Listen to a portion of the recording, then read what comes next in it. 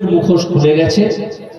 সত্যি বলতে বলতে মুখোশটাও ছিল না, মুখও নেই, এদের কঙ্কাল দেখা যায়। এরা আসলে ভয় দেখানোর জন্য বাজারে নেমেছে, সন্ত্রাস করে।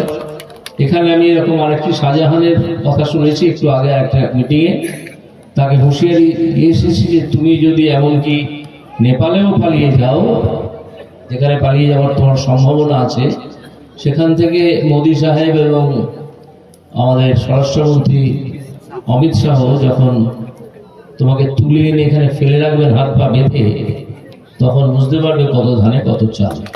গুন্ডামি আর করবে না। গুন্ডামির দিন চলে গেছে, গুন্ডামির দিন, সন্ত্রাসের দিন চলে গেছে। মানুষকে বলবো ভয় না পেয়ে বাড়ি থেকে বেরিয়ে আসুন, সকাল সকাল ভোট দিন, নিজের ভোট নিজে নিন। আর কোনো জায়গায় এবারে সন্ত্রাস হওয়ার সম্ভাবনা খুব ক্ষীণ, কারণ প্রতিটা বুথে 6 জন করে কেন্দ্রীয় বাহিনীর সদস্যরা থাকবেন, আর্মড ফোর্স। যদি কেউ ছাপ্পা ভোট দিতে আসে, সে বোধহয় আর বাড়ি ফিরবে না, বোধহয় বাড়ি ফিরবে না, ফিরতেও পারে হসপিটাল হয়ে, সোজা বাড়ি ফিরবে না, হসপিটাল হয়ে বাড়ি ফিরবে। তো এই তৃণমূল যাদের মুখোশ কখনো ছিল না, কঙ্কালের দল,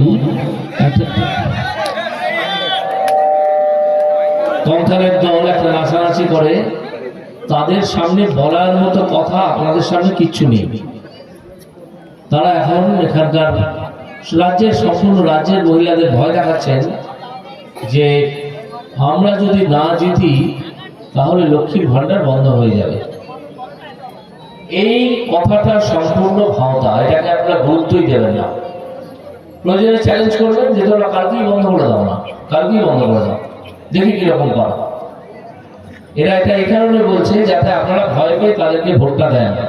আপনারা জেনে রাখুন যে এই ভারতবর্ষে আরো 18টা রাজ্যে বিজেপি সরকার চলে, সেখানে অনেক রাজ্যে এই ধরনের পরিকল্পনা চলে, যেটা হচ্ছে মানুষের হাতে, বিশেষ করে ভদ্রমহিলাদের হাতে সরাসরি টাকা পৌঁছে দেওয়া। সেখানে আসামে বিজেপি সরকার কত টাকা দেয় জানেন? 3000 টাকা। মধ্যপ্রদেশ কত টাকা দেয় জানেন? 3000 টাকা। রাজস্থান কত দেয় জানেন? 3500 টাকা। পশ্চিমবঙ্গ কত দেয়? এর আগে দিত 500 এবং 1000, এখন দিচ্ছে 1000 এবং 1200 দেওয়ার কথা বলেছে। পাচ্ছেন কিনা আমি জানি।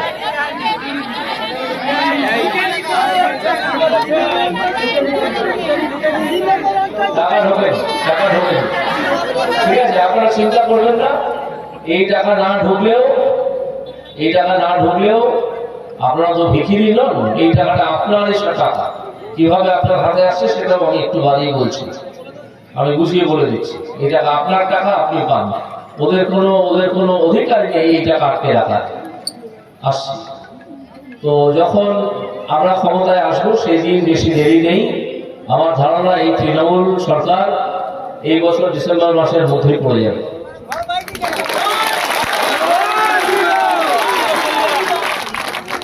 বিজেপি সরকারই আসবে, এবং এলে আমাদের নেতা শুভেন্দু অধিকারী এবং সুকান্ত মজুমদার এর মধ্যে ঘোষণা করেছেন যে আমরা অন্নপূর্ণার ভান্ডার বলে একটা প্রকল্প চালু করব, যেটার মাধ্যমে আপনারা যারা লক্ষ্মীর ভান্ডার পাচ্ছেন তারা 3000 টাকা করে পাবেন। ন্যূনতম 3000 টাকা করে দেওয়া যায়। এই সরকার দিতে পারে না, তার কারণটাও বলছি। এবার কেন বলছিলাম যে আপনার টাকা আপনি পান, এটা একটু সামান্য ব্যাখ্যা করে বলি। ধরুন আপনি একটা প্যাকেট গুঁড়ো সাবান কিনতে গেলেন, বাড়িতে জামা কাপড় কাচতে হবে, দোকানে গেলেন বা কাউকে পাঠালেন, এক প্যাকেট গুঁড়ো সাবান, দোকানদার বলল 40 টাকা দাম, আপনি 40 টাকা দাম দিয়ে সেই গুঁড়ো সাবানের প্যাকেটটা বাড়িতে নিয়ে এলেন। এই 40 টাকার মধ্যে 8 টাকা হচ্ছে ট্যাক্স, 8 টাকা হচ্ছে ট্যাক্স। এই 8 টাকার 4 টাকা থাকে পশ্চিমবঙ্গ সরকারের কোষাগারে, বাকি 4 টাকা চলে যায় দিল্লিতে।